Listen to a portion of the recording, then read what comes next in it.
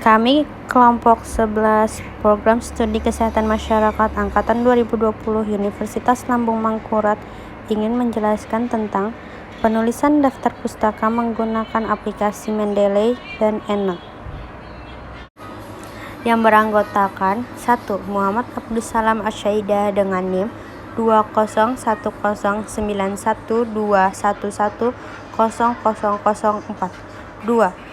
Merlin Romayana Sihotang dengan NIM 2010912220026. Yang ketiga, Gea Atirah Nafrita Putri dengan NIM 2010912320007. Daftar pustaka. Daftar pustaka sendiri merupakan daftar yang berisi semua buku atau tulisan ilmiah yang menjadi rujukan dalam melakukan penelitian. Jika kalian ingin menulis karya ilmiah yang bisa berupa artikel, makalah, atau presentasi, kalian harus membuat daftar pustaka, atau mudahnya kalian itu harus mencantumkan sumber rujukan penelitian kalian. Dalam pembuatannya, kebanyakan orang akan menuliskannya secara manual di software pengelola kata, seperti di aplikasi Microsoft Word dengan mengikuti kaidah susunan daftar pustaka yang ada.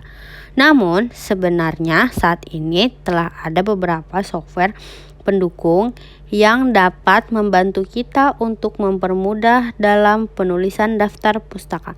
Saat ini ada beberapa software yang dapat digunakan dalam membantu kita membuat daftar pustaka. Di antaranya adalah aplikasi Mendeley dan EndNote. Apa itu Mendeley? Mendeley adalah program komputer dan web yang dikembangkan Elsevier untuk mengelola dan berbagi makalah penelitian, mencari data penelitian, dan bekerjasama secara daring. Dalam penggunaannya sendiri, software ini menjadi referensi manajer untuk memudahkan kita dalam penulisan karya ilmiah seperti skripsi atau lainnya. Mendeley akan secara otomatis membuat referensi dan daftar pustaka dari suatu karya ilmiah yang sedang dikerjakan. Untuk langkah-langkah menggunakan Mendeley, yang pertama, download, lalu buka Mendeley terlebih dahulu dan akan terdapat tampilan seperti berikut. Kedua, silahkan turunkan scroll project Mendeley untuk membuat sebuah folder. Berikut tampilannya. Nah, di sana sudah ada contoh folder bernama Velocity. Itu yang dibulatin dengan tanda merah. Yang ketiga, masukkan daftar jurnal yang digunakan sebagai referensi dengan cara mengklik tombol icon Add, yaitu di gambar nomor 1. Maka Mendeley akan mengarahkan Anda ke folder dokumen yang Anda simpan, yaitu di gambar nomor 2, dan tinggal klik, maka akan ada tampilan seperti gambar nomor 3. Langkah selanjutnya adalah Anda harus menambahkan Mendeley ke dalam Word Anda, sehingga bisa digunakan.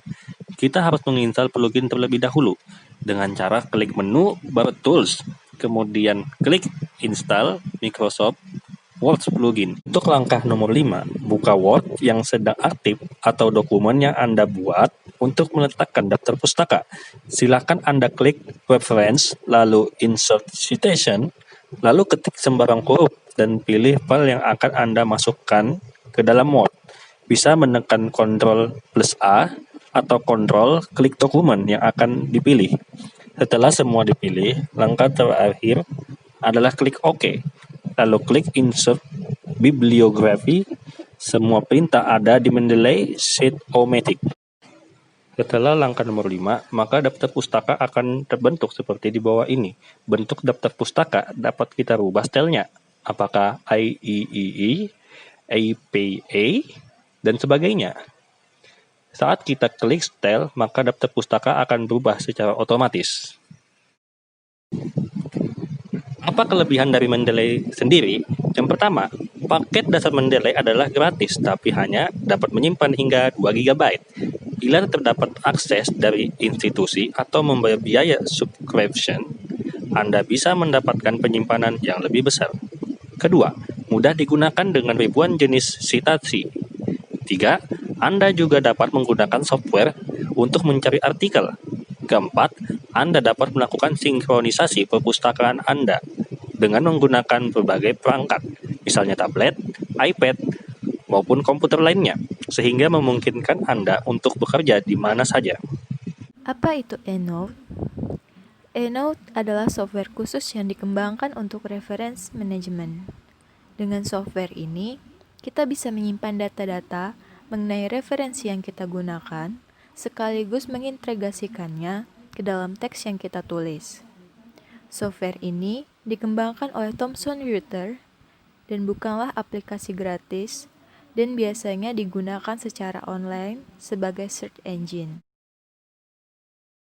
Adapun langkah-langkah dalam penggunaan EndNote, yaitu yang pertama, secara sederhana, pada bar, pilih New, lalu masukkan nama library yang diinginkan, dan pilih lokasi atau folder sesuai dengan penyimpanan data seperti pada gambar di bawah ini.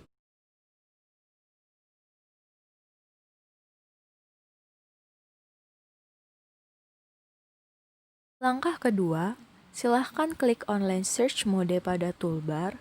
Contohnya, pilih PubMed di online search.